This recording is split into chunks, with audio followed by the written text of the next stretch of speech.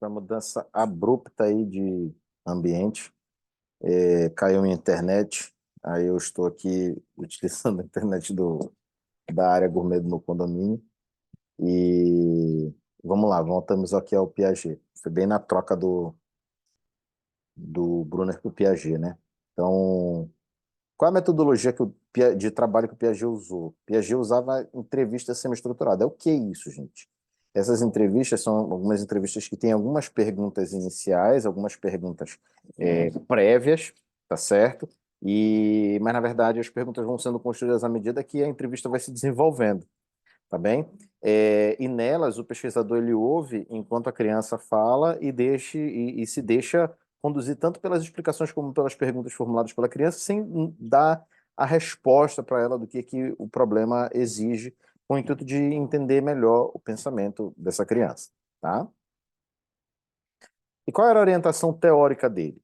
A orientação teórica do Piaget, ele era fortemente influenciado aí pelos trabalhos do Darwin, porque ele era biólogo, Piaget, ele não era psicólogo, tá? Embora seu trabalho tenha uma influência profunda na psicologia e na educação, ele não era nem pedagogo, nem psicólogo, ele era, como é que eu posso dizer? Ele era biólogo, tá certo? Então, você vê a influência biológica dele quando ele vai dizer que o desenvolvimento é um processo adaptativo e que a cognição é a mais alta forma de adaptação. Então, uma dessas a razão pela qual o Piaget começou a se preocupar com esse tipo de conteúdo. Quais são os conceitos centrais na teoria piagetiana? Para ele, né, existe um processo chamado equilibração, que é um balanço entre assimilar, ou seja, incorporar elementos, objetos novos à estrutura cognitiva, e acomodação, que é mudar a sua estrutura cognitiva para receber esses objetos. Então, assimilação é o quê? Ó? Responder à situação agindo ou usando conhecimento prévio. Você internaliza essa situação, né, responde a uma situação agindo ou usando conhecimento prévio, enquanto a acomodação envolve mudanças na informação e no comportamento para acomodar esses elementos na sua estrutura cognitiva.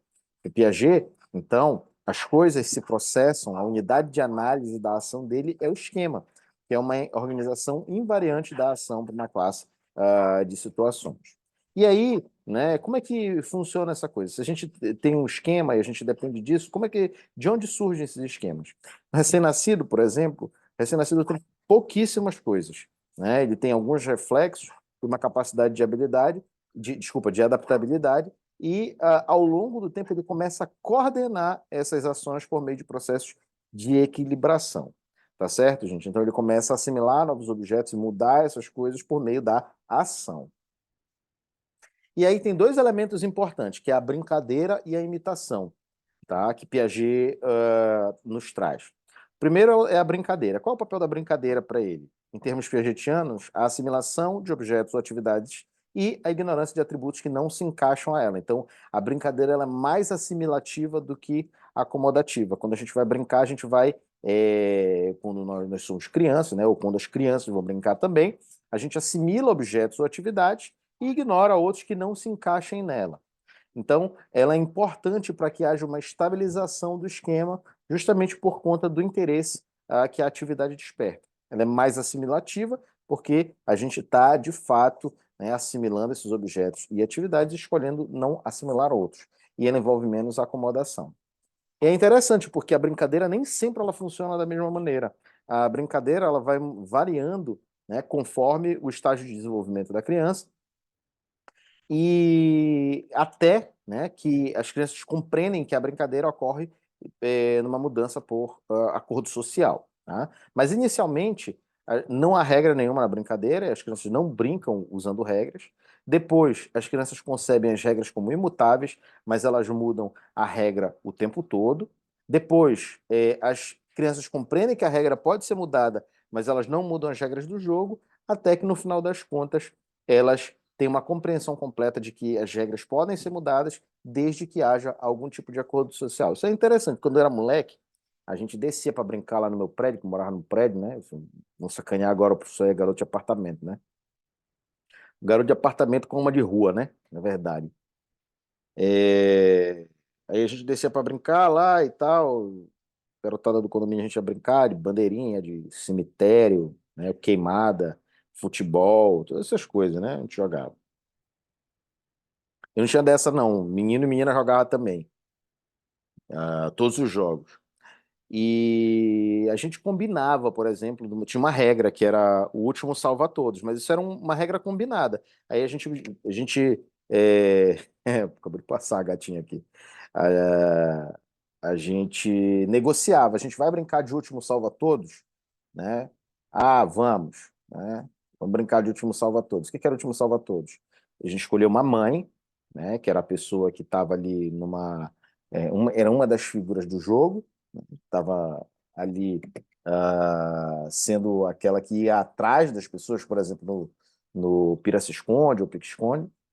E aí, se o último, né, batesse antes da mãe, o último que estava ali para ser encontrado, por exemplo, no Pira-se-esconde, batesse, ah, ele salvava todos e aí a pessoa que era a mãe continuava sendo a mãe, né? Se não, se a gente não estivesse brincando do último salva todos, aqueles que foram batidos, né, eles tiravam ali um 0 e um 1, e aí o que sobrasse ia ser a nova mãe na nova partida. Tá? Mas isso aí, naturalmente, a gente já tinha 10, 11 anos, 12 anos, a gente já compreendia que as regras poderiam ser mudadas por acordo social. Bom, qual é o papel da imitação, que é a outra contrapartida que é importante para o desenvolvimento? Às vezes as pessoas não entendem a educação infantil. Ah, a criança vai para a escola para brincar, sim, a criança vai para a escola para brincar, cara. Justamente porque a brincadeira, a imitação e essas atividades mais lúdicas, elas têm um papel fundamental no desenvolvimento da criança, tá? A interiorização é um processo importante. É um processo em que a gente constrói representações mentais para eventos, objetos e atividades do mundo real. Talvez para você, que já é um adulto, entenda como difícil pensar como é não ter um sistema de representações para eventos, objetos e atividades do mundo real. Mas se quiser pensar nisso aí, o mais próximo que você pode chegar é pensando em alguma coisa que você não sabe, tá? Algum campo do conhecimento que você não sabe. Então, mesmo assim, ainda é difícil, porque você já tem alguma representação inicial sobre esse determinado campo, esse determinado campo, e você, de certa maneira, é difícil de pensar em como você era uma pessoa pré-operatória, tá? Ah, uma pessoa sensório-motora, porque já faz muito tempo, né? Você nem tinha memória suficiente para guardar essas lembranças na sua cabeça, ou lembranças desse nível de abstração, tá certo? Mas existe um processo que a criança vai interiorizar e vai construir representações mentais para eventos, objetos e atividades do mundo real, tá? E essa atividade, essa capacidade, ela ocorre por meio da atividade que leva a criança a uma construção de uma representação desde que ela tenha atingido determinado nível de desenvolvimento. E para alcançar esse determinado nível de desenvolvimento, a criança ela passa por algumas etapas e uma delas é que ela começa a imitar. Isso, tá? Essa capacidade de interiorização, ela é indicada por uma capacidade de você fazer uma imitação diferida. O que que é a imitação diferida? É a imitação na ausência do objeto imitado. Todos nós já vimos algum imitador, né, de alguma pessoa. Ele não precisa ter aquela pessoa naquele momento ali com ele para ele conseguir desenvolver a imitação, tá? O que que ele faz? Cria uma imagem, uma construção, uma representação, ele constrói uma representação mental dessa pessoa na ausência dela, tá? Então você consegue imitar coisas, né, justamente porque você já chegou nessa etapa de desenvolvimento, em que aquele objeto não está lá, tá certo? E essa imitação diferida, ela indica quando você já conseguiu realizar esse processo de representação. E a imitação, naturalmente, ela é um processo que envolve assimilação, porque você tem que incorporar esses elementos do objeto que você vai imitar em você, mas você tem que mudar a sua estrutura de conhecimento para se adaptar a esse objeto. Então, ela é mais acomodativa do que assimilativa. E o que é a inteligência para Piaget? Primeiro que a inteligência para Piaget é um processo ativo. Tá? Como um bom construtivista, ele vai considerar a atividade em primeiro lugar. A inteligência para Piaget se modifica e é a adaptação. A gente vai falar numa aula sobre inteligência e a gente vai desfazer alguns mitos. Tem algumas pessoas que pensam, né, a visão de ciência, como é que a inteligência é uma coisa dada, a pessoa é ou não é, que ela não desenvolve.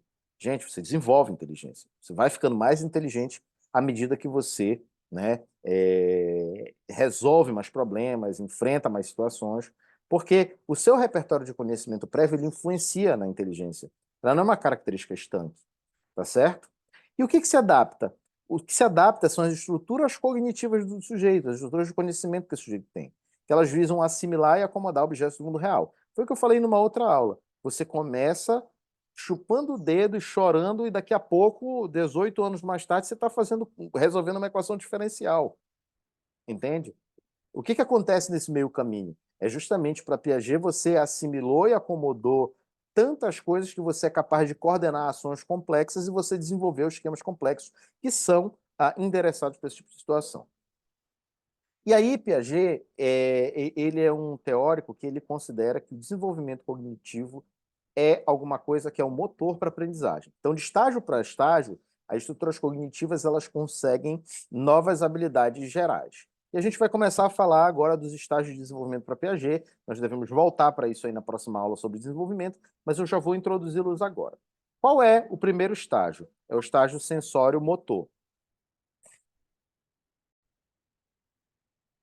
No período sensório-motor, que compreende a idade ali de mais ou menos 0 a 2 anos, é o mundo do aqui e do agora. A criança não consegue ter uma visão de futuro, não consegue prospectar as coisas futuramente, tá? Ou em um outro lugar. É aqui e agora.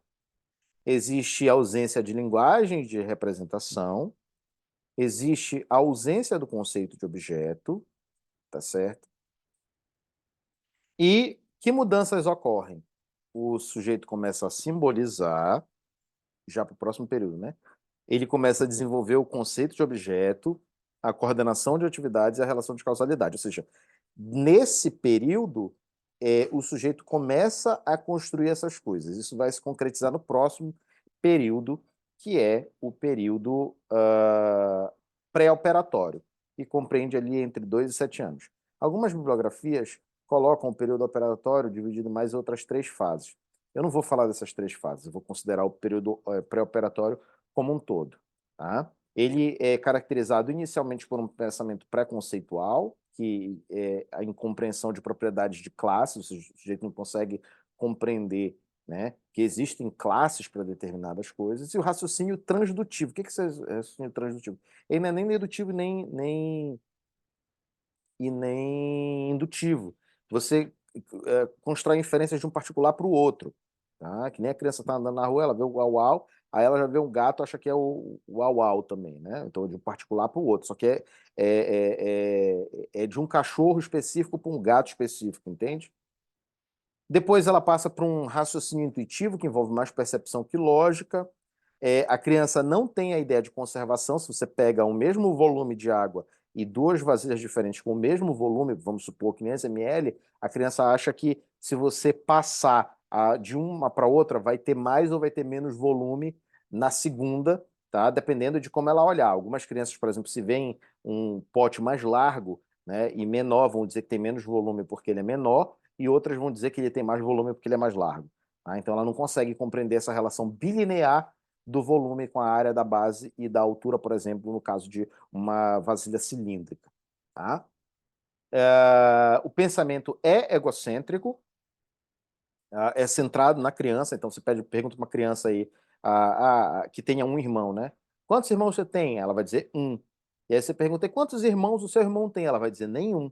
Por quê? Porque ela não consegue se deslocar o ponto de vista dela para o ponto de vista do outro e olhar-se, né, a partir do ponto de vista do outro. Então, o pensamento dela é egocêntrico e a criança tem dificuldades extremas de classificação, tá? No período pré-operatório. No período operatório concreto, tá? O Ausubel vai dizer uma coisa interessante acerca do período operatório concreto, que é um período em que muitas pessoas param cognitivamente falando. Tá? Nem todo mundo alcança o operatório formal, segundo o Ausubel. Está ali na idade entre 7 e 12 anos, o pensamento é operacional, você já consegue pensar por meio de regras, você já consegue incorporar a conservação, as ideias também de reversibilidade, que você faz uma coisa, dá para você voltar ao contrário, a identidade, a relação de igualdade e a compensação, tá? Mas existe um insucesso comprovado já por estudos com crianças no estágio pré-operatório de ensinar a ideia de conservação. A criança chega nessa etapa, tá? Não porque... E não adianta tentar acelerar, tá? A evidência que nós temos é essa. O estágio operatório concreto, a criança começa a desenvolver o domínio de classificação, o domínio de seriação e o domínio do número, tá? De classificar, colocar em classes, de seriar, por exemplo, arrume os bonecos numa fileira do menor para o maior, a criança começa a colocar em séries. Você coloca uma criança ali antes do operatório concreto, ela não consegue fazer isso. Ela vai arrumando os bonecos à moda diabo, né? E o domínio do número. E, por fim, né, chega-se ali, depois dos 12 anos, ao estágio, depois dos 11, 12 anos, ao estágio operatório formal, que é quando a gente consegue construir um raciocínio hipotético proposicional e relações abstratas. A gente consegue fazer relações no período operatório concreto? Consegue, mas a gente precisa sempre de um apoio empírico concreto para a pessoa compreender aquilo, para a criança compreender aquilo. Que implicações educacionais, então, Piaget nos deixou? Piaget vai dizer uma coisa interessante, que lembra Vygotsky, mas não, assim, só nas consequências, que é a equilibração. Não adianta você passar uma tarefa nem tão fácil, porque aí ninguém se adapta a nada, ninguém se equilibra a nada, ninguém equilibra a assimilação e a acomodação a nada, e nem tão difícil que o aluno não consiga aprender. Então, a aprendizagem tem que ser numa zona aí, né, o processo de equilibração tem que ser numa zona que não seja nem tão fácil, nem tão difícil para o estudante. A prontidão, tá, é que o professor ele deve conhecer o nível de desenvolvimento cognitivo e o conhecimento prévio do aluno. Não adianta você ensinar alguma coisa para alguém aprender se está fora do seu nível de desenvolvimento cognitivo, tá certo? O Gerard Vergniaud tem uns trabalhos muito interessantes acerca disso, respectivos a, por exemplo, as estruturas aditivas. Não adianta você passar um problema que uma criança de 11, 12 anos resolve com uma criança de 7, que não vai adiantar nada, é um problema muito mais difícil. Então, Vergniaud não fala dessa ideia dos níveis de desenvolvimento cognitivo, quem fala é só Piaget. Mas se você for olhar, né, esses tipos de situações mais complicadas para a criança, não adianta você passar, porque a criança não vai conseguir resolver, justamente porque ela ainda não tem essa prontidão do nível de desenvolvimento cognitivo adequado. A experiência ativa, na verdade, o Piaget, como bom construtivista, vai falar sobre isso, né, que o sujeito deve ser ativo na aprendizagem, e oportunidades para integração devem ser oferecidas. Quais são os pontos fortes e os pontos fracos de Piaget? O método clínico, para mim, é um ponto forte e um ponto fraco, porque, ao mesmo tempo em que ele permite com que a gente conheça com mais profundidade o raciocínio da criança, ele não é generalizável, tá bem? A idade dos estágios de desenvolvimento não são estanques, então, talvez para as crianças ginebrinas, né, as crianças de Genebra, tá? Talvez essas idades batam, mas isso não é uma coisa que seja estanque, tá? Então é uma crítica de fato que se faz ao Piaget. Para alguns teóricos que fizeram estudos posteriormente, as operações formais não estão amplamente generalizadas. É um sistema muito complexo. Se você for ler o Equilibração das Estruturas Cognitivas, nossa, aquele livro é difícil, tá? Aquilo ali é tão ou mais difícil que física, e tão ou mais difícil do que análise, por exemplo, em matemática. E é uma teoria amplamente difundida na educação, então isso daí é um ponto forte. David Ausubel. Tá? David Ausubel é um teórico ali dos anos... Ele publica a primeira obra dele nos anos 60, eu creio, que é a Psicologia da Aprendizagem Verbal Significativa. Ausubel ele é considerado por muitos como um cara muito tradicional, porque o Ausubel, na época em que ocorre o advento aí da aprendizagem por descoberta, Ausubel vai fazer uma defesa da aprendizagem por recepção, que é, por exemplo, a aula expositiva. E eu vou dar um exemplo bacana para vocês de por que o Ausubel não está errado. Tá? Uma série que você assiste no Netflix é uma coisa que é uma aprendizagem por recepção. E você lembra tudinho da série, as dorameiras aí, os dorameiros, né? Lembra tudinho dos dorama, né? Então, para você ver que a aprendizagem por recepção, ela não é uma coisa que está fadada ao fracasso, tá? Então, em primeiro lugar, você quer dar uma aula expositiva? Dá para dar uma aula expositiva, a aula expositiva precisa ser bem planejada para isso. O que é, então, aprendizagem significativa? Bom, para a aula expositiva acontecer bacana, é preciso que as coisas tenham algum significado. Então, o que é aprendizagem? Para Ausubel, aprendizagem é a incorporação de novos conhecimentos à estrutura de conhecimento prévia que o sujeito tem. Então, a aprendizagem envolve sempre alguma coisa nova, tá? E o significado? O que é o significado? É um ente pessoal, tá? Ou seja, cada um tem o seu significado e um produto fenomenológico, tá? Um produto da experiência, claro, estável e diferenciado na estrutura cognitiva. Beleza? Então, o significado ele é claro, ele é um produto de uma experiência e ele é diferenciado na estrutura cognitiva, ele é individual, cada sujeito tem o seu significado. Embora a gente possa agrupar esses significados em categorias, mas cada vivência desse significado é diferente para todos os sujeitos. Quais as características da aprendizagem significativa? Primeiro, que a aprendizagem é tanto um processo de aprendizagem quanto um produto de aprendizagem. Não é só aquilo que a gente aprendeu, mas como a gente aprendeu aquilo. Então, por exemplo, duas pessoas podem ter a mesma ideia na cabeça, vamos supor que é a equação de Torricelli, mas uma entendeu e a outra decorou. Esse processo é importante em como essas coisas vão parar na sua cabeça. A aprendizagem significativa ela muda as ideias em função de uma interação substantiva e relevante com elementos prévios de conhecimento. Então, você vai aprender uma coisa nova, a aprendizagem significativa ela vai mudar as ideias nova e prévia em função tanto de uma interação em que você consiga trazer a substância dessa ideia e que essa ideia seja relevante para você. Eu já vou trazer alguns exemplos. Tá? Aqui eu trouxe um mapa conceitual.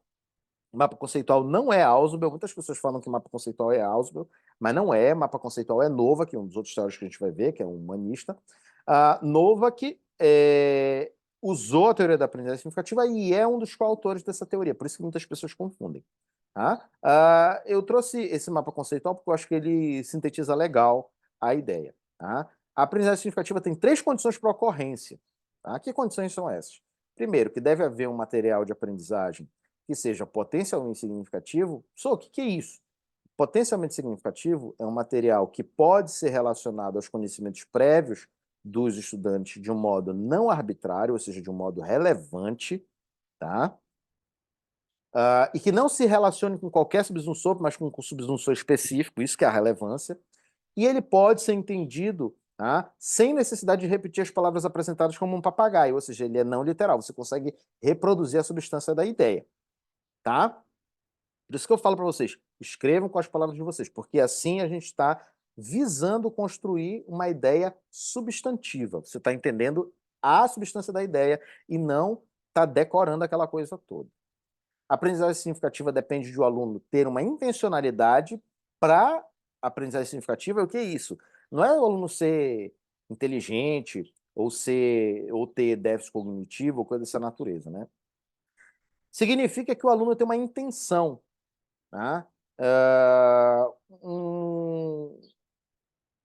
Algo voluntário dele que faz com que ele procure relações não arbitrárias e não literais com aquele material que está sendo ensinado. Ou seja, é o aluno que ele não quer só decorar, ele visa entender aquilo ali. Tá? E depende também de o aluno ter um conhecimento prévio claro, estável, diferenciado e relevante na sua estrutura cognitiva.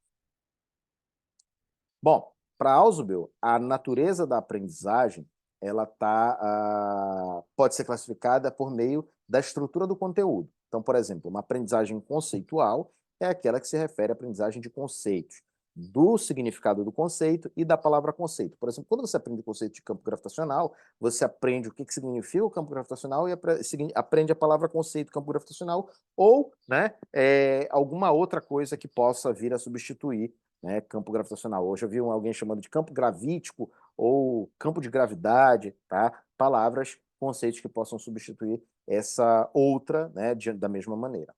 Proposicional é quando você aprende uma frase, uma proposição. Proposição é sinônimo de frase. Então, quando você aprende campo gravitacional, é produzido por massa.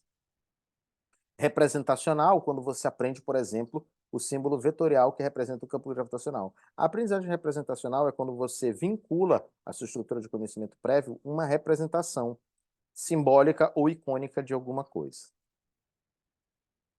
Como é que a gente pode classificar a aprendizagem pelo grau de generalidade do conteúdo? Porque, assim, existem ideias que são mais gerais do que outras, ideias mais específicas do que outras. Ausubel leva isso em consideração e considera dois tipos, basicamente, três tipos, quer dizer.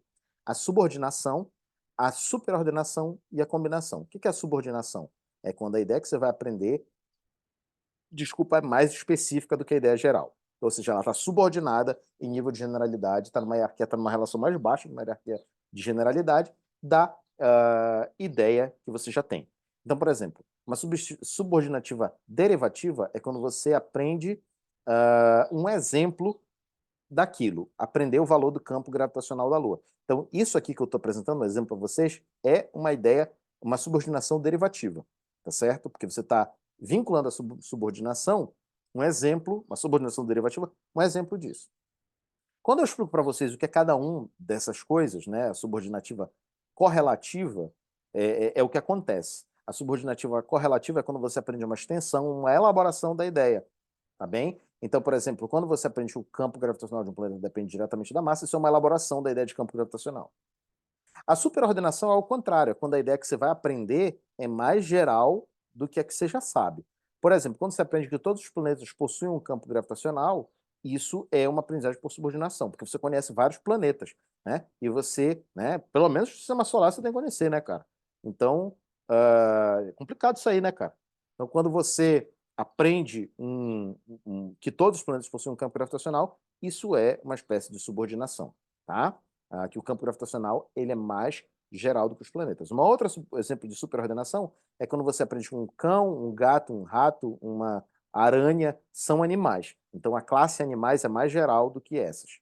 Ou, por exemplo, um cachorro, um gato e um rato, eles são mamíferos.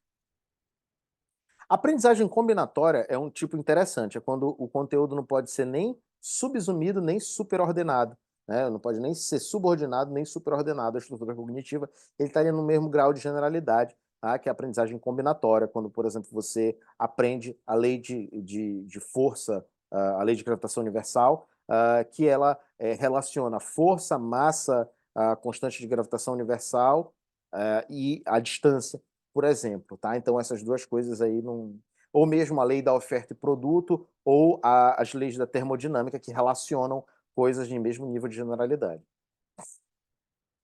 Pela natureza da atividade, a gente chega no que eu estava falando no começo, recepção. A aprendizagem por recepção, ela está relacionada a uma aprendizagem que traz já o conteúdo final para ser aprendido direto para o estudante. Uma aula expositiva, uma leitura, um filme, todas essas coisas são atividades de aprendizagem por recepção, tá? Na verdade, são atividades de ensino que propiciam a aprendizagem por repetição, porque a gente está levando o conteúdo final ao estudante. Aprendizagem de ensino que facilitam a aprendizagem por descoberta envolvem, por exemplo, ensino por investigação e modelagem científica. Por quê? Porque a aprendizagem por descoberta é uma aprendizagem em que o conteúdo final daquilo que deve ser aprendido vai ser construído pelo aprendiz. Tá? Houve um tempo em que a aprendizagem, e o Brunner foi um dos que defendeu isso, em que a aprendizagem era significativa, era a aprendizagem por descoberta. E o Ausubel vai lá, logo no primeiro capítulo do livro dele, diz assim, ei, não é bem assim. E ele vai dizer que dá e traz princípios programáticos para você dar uma boa aula expositiva. Então, assim, ó, se você é daquelas pessoas mais tradicionais, que gostam de uma aula expositiva, ou mesmo se você está sem tempo e a aula expositiva lhe parece o dispositivo mais adequado para encarar a sala de aula, pega o Ausubel que ele vai te dar umas dicas muito boas. Para Ausubel, a aprendizagem ocorre, tá, por meio de alguns processos gerais. O primeiro deles é a aquisição. Tá? O que é essa aquisição? É quando o subsunsor, que é a ideia prévia que você tem relevante na sua estrutura cognitiva, é o seu conhecimento prévio relevante para uma tarefa de aprendizagem, ele se relaciona com uma ideia nova e desse produto ocorre a geração de um elemento em que os dois estão interagindo e ambos estão modificados. O que significa isso? Quando você aprende uma coisa, você tem uma gama de significados própria sua, tá? que você vai colorir, digamos assim, essa ideia nova e vai alterá-la. Da mesma forma que aprender uma coisa nova altera a sua ideia. Tem uma frase que é atribuída a um Einstein, não sei se é dele essa frase, tá?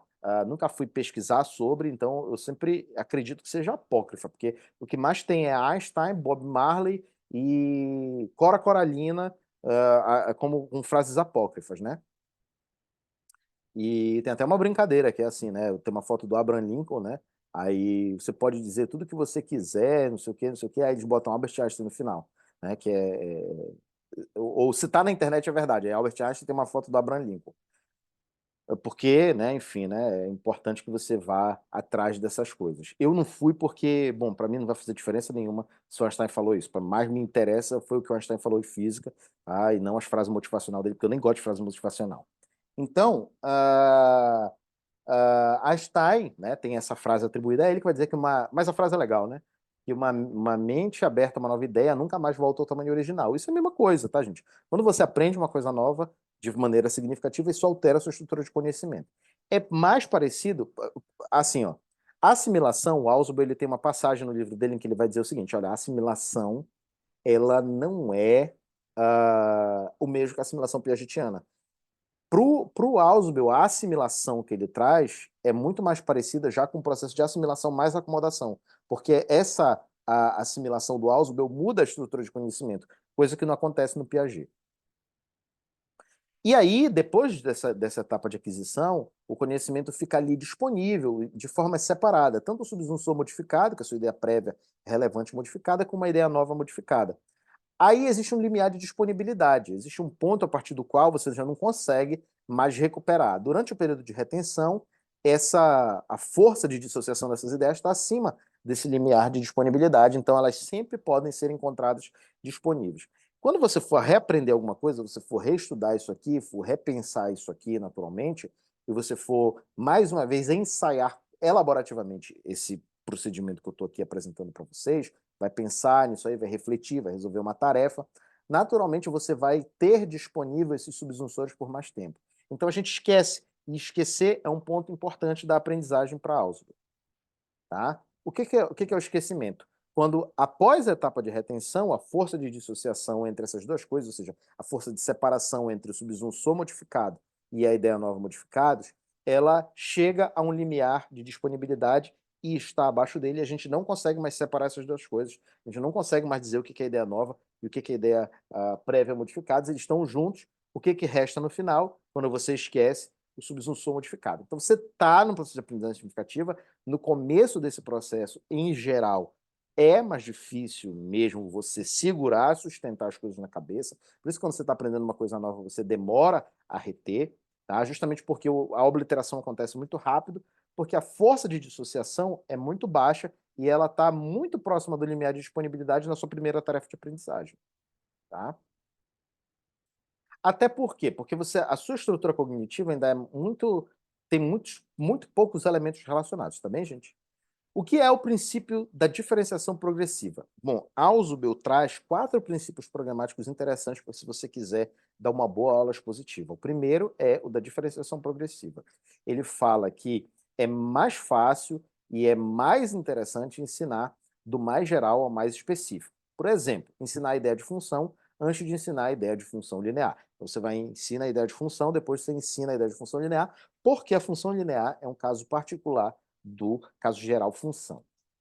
Reconciliação integrativa. Claro, né? Você não vai só descendo na hierarquia linearmente, você precisa relacionar as coisas. O que é a reconciliação integrativa?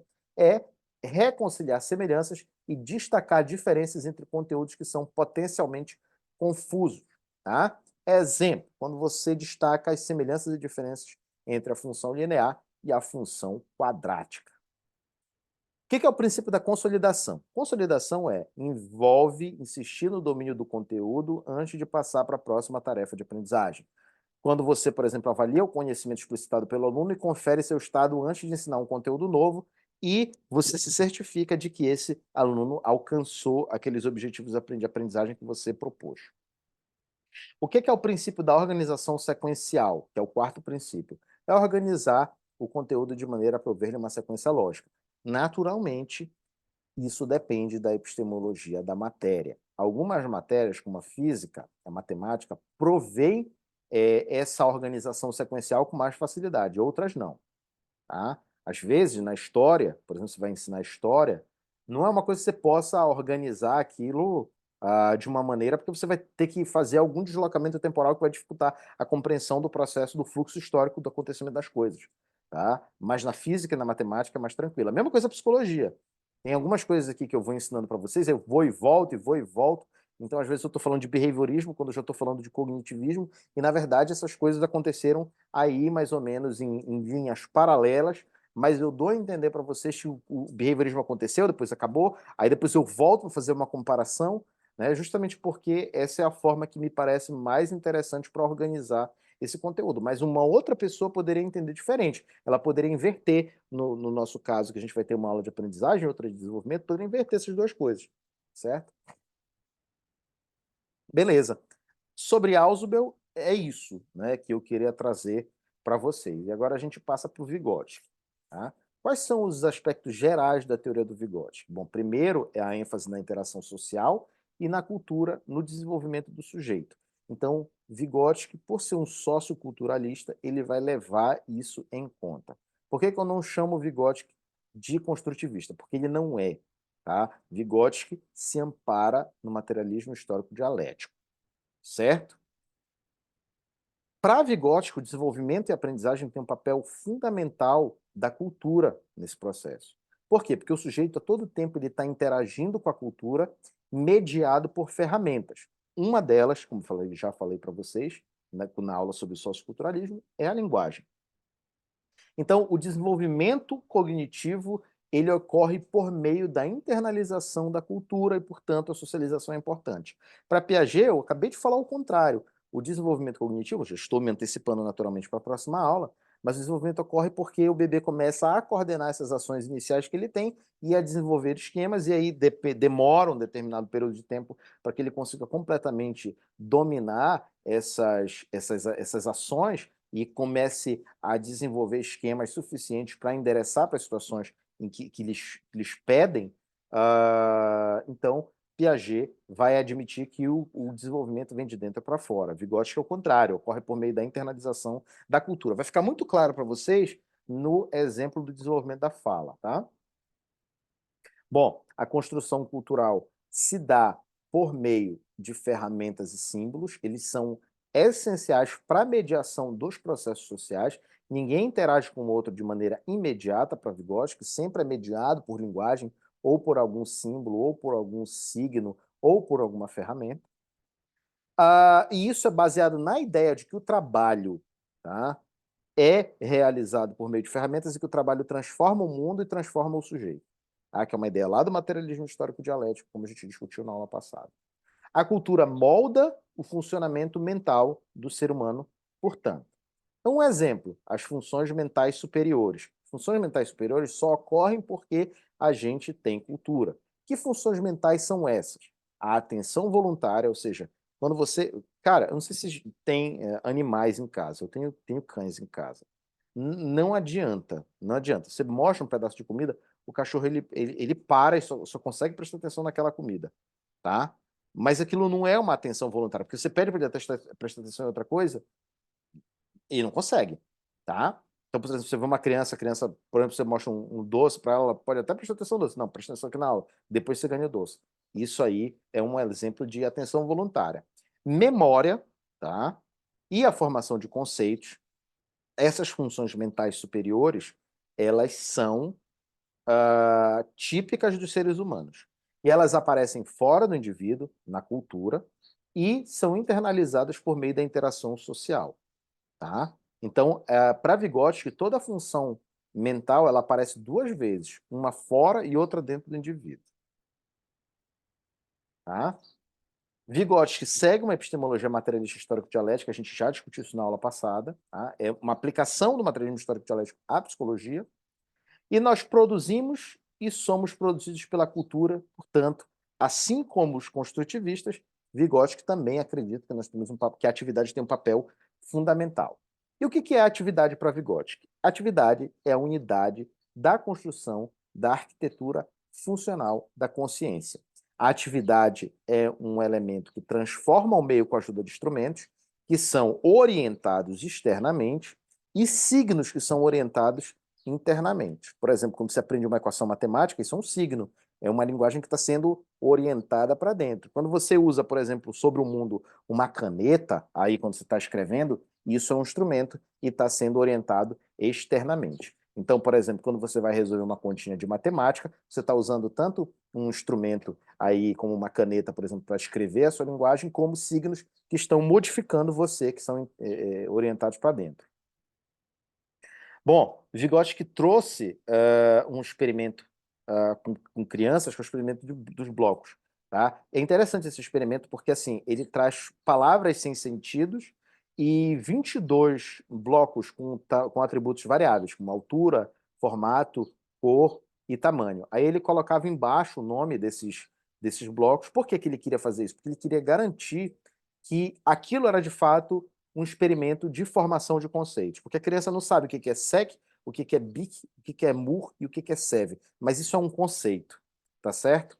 E aí o Vygotsky estudou como linguagem e pensamento se desenvolviam em crianças pequenas, tá certo? Que resultados ele obteve? Tá? Ele obteve, a criança tinha que falar qual era aquele bloco, ela levantava e via, e aí ela ia construindo no meio dessas situações. Os resultados principais são que pensamento e linguagem são distintos, porém dependem um do outro. E que ele vai dizer que a sofisticação da linguagem leva à correlação entre linguagem e pensamento. Tá certo? Eu mencionei para vocês na aula de uma fase pré-intelectual da fala e uma fase pré-verbal do pensamento. Fase pré-verbal do pensamento é aquele exemplo típico. A criança está brincando com uma bolinha, a bolinha cai para debaixo do sofá. Ela não está falando nada, mas ela vai lá atrás dessa bolinha. Uma fase pré-verbal, porque ainda não tem linguagem aí. Vamos supor uma criança de 1 ano e pouco, né, brincando ali com a sua coisa, ela vai atrás ali, ela está pensando. Tá? Então a gente tem aí o pensamento sem fala e a gente também tem a fala sem o pensamento. É quando a criança é muito pequena, ela balbucia, ela chora. Por quê? Porque ela está aí se comunicando com os outros. Ela está num processo de fala sem ainda pensamento. Até que essas coisas se relacionam num ponto e elas se ligam, e a causa disso, para Vygotsky, é a sofisticação da linguagem.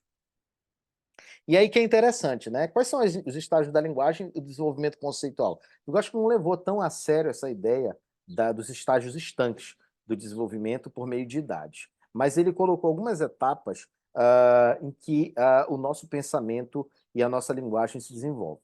O primeiro é a fala social. Ela vai da pré-fala, ou seja, por exemplo, o balbucio, o choro, de sons que servem à comunicação até a fala externa, que é o controle comportamental e a expressão conceitual. Ou seja, quando a criança começa a falar, né, ela sai, né, ela internaliza esse processo de fala e ela começa a apresentar a fala dela. Ela começa a chorar, né, quando a mãe está perto, né, porque ela quer mamar, ela quer comida. Aí ela começa a apontar para as coisas e começa a balbuciar porque ela quer alguma coisa, mas na verdade esse gesto de apontar vem aí de um gesto de agarrar que ela tenta, e o ser humano adulto vai lá e, você quer aquilo. Aí, de certa maneira, ela está internalizando um processo de fala.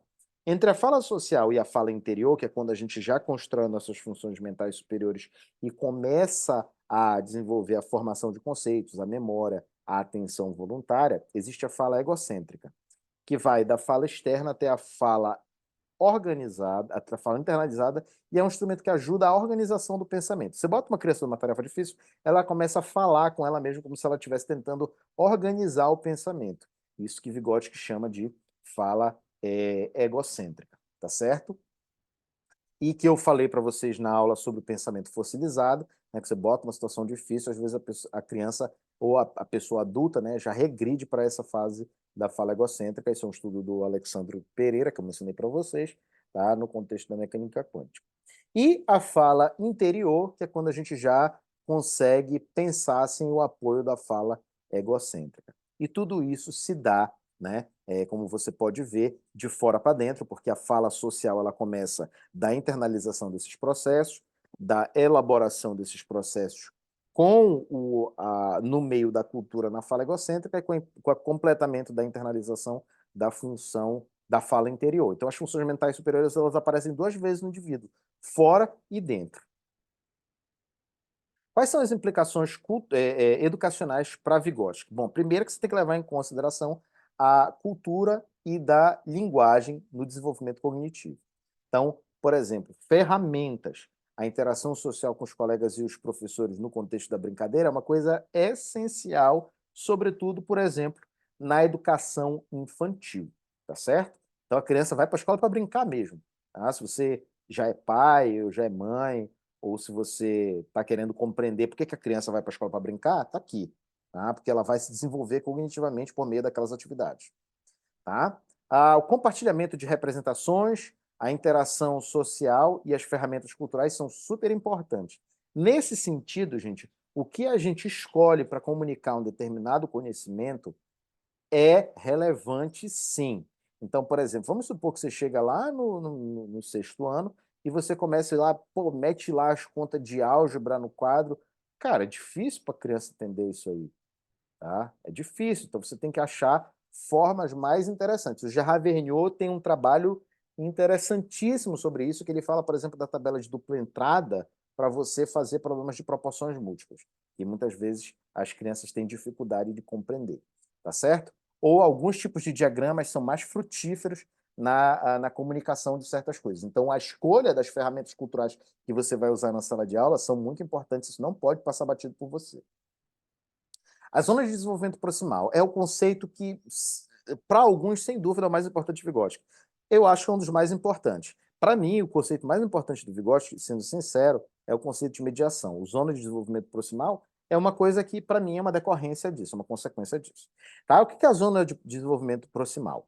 A zona de desenvolvimento proximal é a zona de diferença entre a zona de desenvolvimento potencial, que até onde o sujeito pode chegar com a ajuda de um parceiro mais capaz, e a zona de desenvolvimento real, que é aquilo que ele consegue fazer sozinho.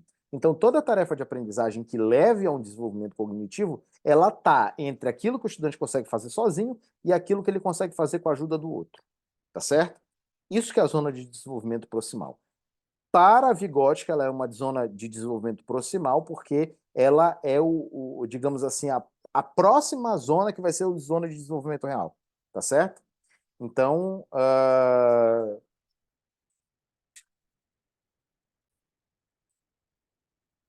então tá, gente, voltando aqui, né?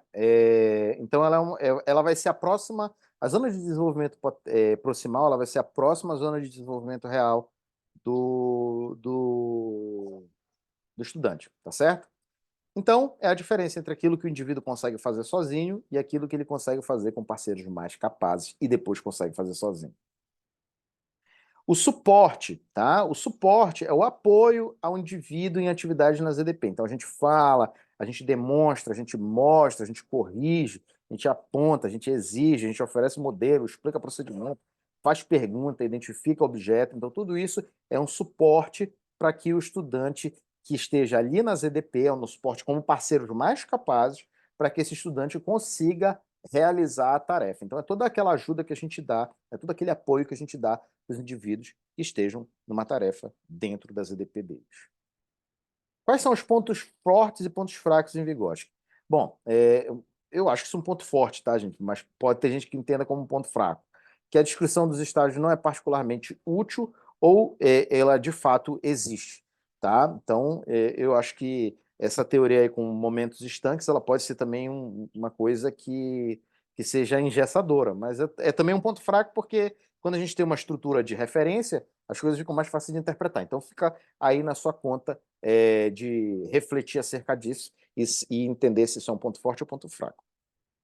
Bom, ponto forte, certamente, é a descoberta de que a sofisticação da linguagem leva à correlação entre linguagem e pensamento. É uma teoria clara, compreensível, simplifica observações mais complexas, é consistente, tem aplicações práticas e é profunda. Então, Vygotsky tem esses pontos fortes aí, tá certo? Aí já estamos chegando ao final. Eita, pau. Peraí, quase que eu faço besteira aqui. Beleza. E a gente vai começar a falar dos humanistas. Os humanistas têm um conteúdo um pouquinho mais resumido, tá? Porque tem um fator interessante que vai entrar para eles, que é o levar em consideração as emoções. Então a gente já discutiu assim muitas coisas e uma das coisas que ainda não apareceu é a emoção. Novak é um dos teóricos humanistas, vou aqui abordar ele, o Rogers, e o Novak é um dos coautores da teoria da aprendizagem significativa. Então por que o Novak parece pequeno? Porque o Novak usa a teoria da aprendizagem significativa, tá certo, gente? Então, a gente vai falar aqui se restringir a essa parte que ele fala das emoções.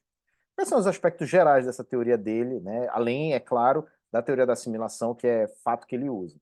Ele vai dizer que a aprendizagem significativa, ela subjaz a integração construtiva entre pensamentos, sentimentos e ações é conducente ao engrandecimento humano. Sabe aquela sensação boa que você tem quando você aprende alguma coisa? De fato, né? É isso, esse engrandecimento humano, esse empowerment, esse empoderamento, tá? Para a Novak, um evento educativo, ele não é só um evento, um espaço em que a gente troque significados, mas também que a gente troque sentimentos. E essa troca é inevitável, tá, gente? Você já deve ter visto gente que não aprende alguma coisa porque não gosta do professor. Acho que está errado, deveria estudar em casa, né? Não gosta do professor, estuda em casa. Mas existe isso, né? E isso é um fato, não dá para a gente desconsiderar que as emoções influenciam. Tem gente que pega abuso da cara do professor, seria até um bom aluno, mas pega abuso e aí o negócio já não anda mais, tá? A predisposição para aprender relaciona essa intencionalidade, mas a intencionalidade alcança aqui um aspecto mais geral, não só um aspecto cognitivo de você ter a capacidade de relacionar não arbitrariamente e substantivamente aquela ideia, uma ideia relevante, uma ideia de forma substantiva, uma ideia nova, uma ideia prévia, mas também ao fato de ter a motivação para tal, tá certo, gente? Para Novak, as experiências afetivas positivas estão atreladas a sensações de compreensão e atribuição de significados ao material, enquanto a experiência afetiva negativa se relaciona ao sentimento de não compreensão, aquela angústia que você sente quando não está entendendo absolutamente nada do que se esteja falando sobre alguma temática. Rogers é um outro teórico, ele tem uma teoria muito interessante, tem um Liberdade para Aprender. Tá? Eu vou colocar aqui também uma das aulas que eu falo, mas de forma mais aprofundada sobre o Rogers. Tá? Vou colocar aqui na descrição do vídeo para você ter acesso, né? Se você quiser olhar alguma coisa um pouco mais aprofundada. Então, quais são os aspectos gerais para Rogers? Ele foca no crescimento pessoal, no crescimento do indivíduo. Tá? A aprendizagem ela tem que estar vinculada ao crescimento desse sujeito. Ela visa a uma aprendizagem integral, uma aprendizagem visceral, uma aprendizagem pela pessoa inteira, não só na cognição, mas também na emoção. Ela deve favorecer a autorrealização dos alunos e a formação de seres plenamente atuantes. Ela não tem que ser só uma coisa para prova, para passar ou para saber, mas ela tem que envolver o desejo de autorrealização. Eu não falei do Maslow para vocês, né? Mas é um conceito do Maslow. Depois de satisfeitas as nossas necessidades básicas, a gente passa para as necessidades de autorrealização, que são infinitas. Tá? Para ele também, a pessoa educada é a pessoa que quer aprender a aprender. Tá? Então, educação não tem nada a ver com educação aqui, com ter modos ou ter trato social. Pode até envolver isso, mas a gente está falando de educação no sentido amplo. Tá? A pessoa que pode ser considerada educada, socializada e cognitivamente compreensiva, isso não é o bastante. Ela tem que também ter essa motivação, essa intenção de aprender a aprender. E para isso, o professor ele tem que atuar de maneira autêntica, genuína, e tornar-se uma pessoa real com os alunos, o que é um grande desafio para todos nós como professores. Porque o Rogers vai considerar também que nós somos aprendizes em potencial. Todos nós temos um potencial para aprender alguma coisa. Tá? E essa aprendizagem, que a gente vai chamar aqui de significante, porque ele chama de significant learning, e não meaningful, como Ausubel chamaria em inglês, tá? Essa aprendizagem, tá? Ela é significante porque ela faz algum tipo de diferença para o sujeito. Não é que ela, quer dizer, ela tem um significado também, mas o foco aqui do significante é que ela faz diferença para esse sujeito, ela muda esse sujeito, tá? E ela não muda só no significado que está aqui, ela muda também esse sujeito visceralmente, na forma com que ele percebe as experiências. Por quê? Porque a aprendizagem ela não pode envolver uma mudança orgânica, uma mudança na percepção que o sujeito tem de si mesmo. Sabe quando você... Eu acabei de ver uma postagem agora que alguém coloca lá, não sei o quê, se classifica, a pessoa diz, eu sou muito burro, não sei o quê, sabe? A pessoa, sabe, colocou algo que parece para mim uma mudança da percepção dela mesma, tá? Essa aprendizagem é ameaçadora.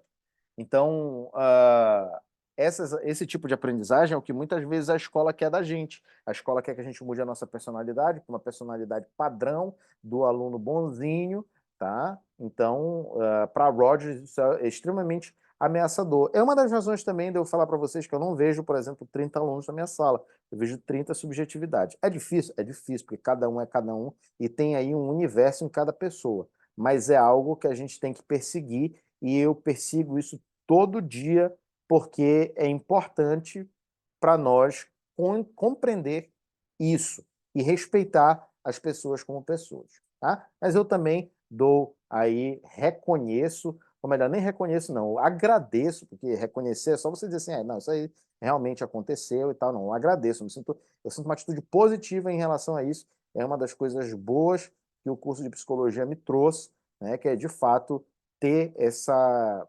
noção despertada em mim, tá? A aprendizagem é facilitada quando o aluno é responsável pelo processo, tá? Então, mais uma vez, os humanistas também prezam pela atividade do sujeito, e a aprendizagem auto-iniciada é mais duradoura e abrangente, ou seja, aquela aprendizagem que está consistente com o interesse do aluno, que o aluno foi atrás, ela é mais duradoura e abrangente do que uma aprendizagem imposta. Para Rogers, tá, a independência, a criatividade e a autoconfiança são facilitadas quando a autocrítica e a autoavaliação são básicas e a avaliação feita por outros é secundária. Então, quando o resultado de você dizer, pô, não, aprendi ou não aprendi isso, é mais importante que o resultado da prova, tá? Você tende, para Rogers, a ser mais independente, mais criativo e mais autoconfiante. Também, a aprendizagem é muito mais uma atitude entre professor e aprendiz do que o próprio ensino, tá certo? E, por fim, Rogers chega na sua conclusão final de que a aprendizagem tem que ser centrada no aluno, então ela tem que ser mais importante o que o aluno aprende e as formas, os métodos e técnicas que você usa para alcançar, né, esse aluno do que o próprio conteúdo, a própria forma com que você está ensinando. Então é mais importante a aprendizagem dele, tá? E o direcionamento, o endereçamento desse aluno tem que focar nisso, nele. Tá? Que implicações Rogers traz para a sala de aula? Bom, a primeira é que deve haver uma relação de confiança com o aprendiz. Então eu tenho uma coisa que eu me inspiro no Rogers, que é o seguinte: se você quer colar, cola, cara. Não sou eu que vou dizer para ti, não, não cola, porque você tem que ser e tal. Cara, eu não sei porque você colou. Tem gente que cola porque é vadio, mas a gente não pode dizer que todo mundo é assim. Tem gente que cola porque está desesperado, tem gente que cola porque comete aquele auto-engano de dizer, depois eu aprendo, tá? Então tem várias razões. Não estou dizendo também que colar é um ato bacana. Colar é um ato de desonestidade. É isso que eu entendo. Então eu sou muito franco com meus alunos e digo assim, olha, se você cola, isso é um problema seu, não sou eu que vou ir atrás. Mas isso mostra que você não aprendeu, tá? Deve haver também uma relação de aceitação do outro como sendo o outro, de deixá-la, né, saber o que ela engrandece. Deixar a pessoa saber o que ela engrandece. Não dizer para ela o que a engrandece, o que é melhor para ela, ou coisas dessa natureza. Tá? Deve haver comunicação e diálogo no processo do ensino de sala de aula, deve haver empatia, ou seja, você deve compreender o outro como o outro e não o outro como uma projeção sua, e isso é um desafio enorme para muitas pessoas, tá certo? Os estudantes devem ser compreendidos, não avaliados, não julgados, não ensinados. Eles devem ser, de certa maneira, orientados, digamos assim, estimulados, mas não você dizer assim, ó, você tem que aprender isso aqui, tchau, tem que aprender isso aqui, pronto. Não, deixar o aluno falar, tem que deixar o aluno pensar por ele próprio. O aprendiz deve ser independente, criativo e autoconfiante. Por fim, na aula de hoje nós abordamos os gestaltistas, os cognitivistas, os socioculturalistas e os humanistas. Os gestaltistas, percepção. Os cognitivistas, conhecimento, cognição, pensamento, uma coisa um pouquinho mais fria. Os socioculturalistas, a influência da cultura nisso. E os humanistas, a emoção. Beleza, gente? Forte abraço a todos vocês.